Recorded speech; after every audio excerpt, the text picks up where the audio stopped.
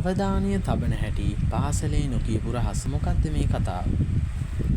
මම දන්නවා ඔයාලා හැමෝම මේ දවස්වල ගොඩක් මහන්සිලා පාඩම් කරනවා ඇති කියලා. මම ඉස්කෝලේ යන කාලෙත් මමත් මහන්සිලා පාඩම් කරා. හැබැයි ඔයාලා වගේම තමයි මටත් පාඩම් කරලා ටික වෙලාවකට පස්සේ කිසිම දෙයක් මතක නැහැ.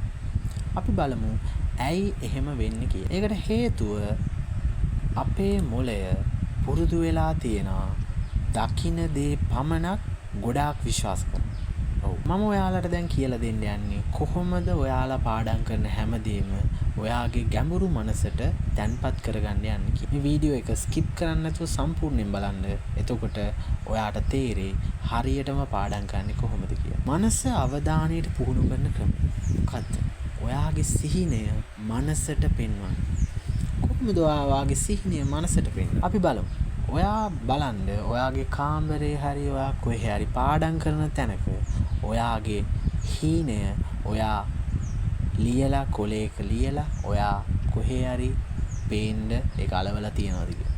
මම දන්නවා ඔයා දැනට ඒක කරලා නැහැ. ඒක තමයි මෙතන තියෙන ලොකුම ප්‍රශ්නේ. හේතුව ඔයාගේ මොළය හැම වෙලේම විෂුවලයිස් කන්සෙප්ට් එක තමයි විශ්වාස කරන්නේ. කියන්නේ ඔයා දකින්න දේ ඔයාගේ මොළය විශ්වාස කරනවා. එහෙනම් ඔයා දකින්න ඕනේ ඔයාගේ සිහිනය ඔයාගේ ඇස් දෙකෙන් නැතුව මනසින් නෙවෙයි.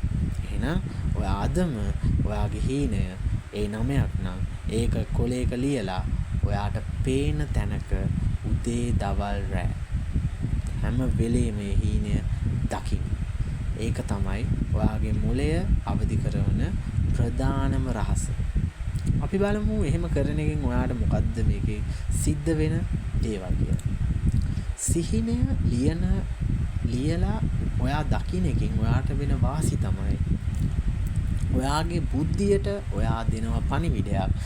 මේ දකින්න දේ මම විශ්වාස කරනවා. මේක ඇත්තක්.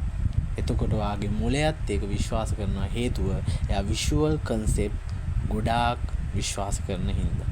ඒ නිසා මොළය මොකද කරන්නේ? ඔයාගේ හීනය හැබෑ කරන්න ඔයා පාඩම් කරන හැමදේම එයා ගැඹුරු මනසය තැන්පත් කරන්න පටන් ගන්නවා. මේක ඔයා කොච්චර දවස් කරන්න ඕනද කියලා බැලුවොත් ඔයා මේක අඛණ්ඩව දින 9ක් කරගෙන යනකොට ඔයාගේ මොළය ඔයාව විශ්වාස කරන ගමන් ඔයාට අවශ්‍ය දේ තැන්පත් කරන්න පටන් ගන්නවා. ඒ වගේම ඔයාගේ පාඩම් කරන සියලුම දේ ඔයාට හොඳින් මතක හිටිනවා. ඒ වගේම ඔයා මතක තියාගන්න මේ දේ විතරක් කරලා ඔයාට සම්පූර්ණ විභාගය ගොඩ දාගන්න අමාරු. හේතුව මේක දෙයකින් ඔයාගේ විභාගය ගොඩ දාන්න අවශ්‍ය මූලික දේ පටන් ගන්න නමුත් ඔයා මීට අමතරව ඔයාගේ මොළය ඔයාගේ විභාගයට සූදානම් කරගන්න තව දේවල් ටිකක් කරන්න අවශ්‍ය වෙනවා. ඒක මම ඊළඟ වීඩියෝ එකකින් ඔයාට පැහැදිලි කරනවා. මම හිතනවා මේ විනාඩි ගාන ඔයාගේ මුළු විභාගයම ඔයාගේ ජීවිතය වෙනස් කරන විනාඩි ගානක් වෙයි කියලා. ඊළඟ වීඩියෝ එකේ හමු වෙනවා. ස්තුතියි.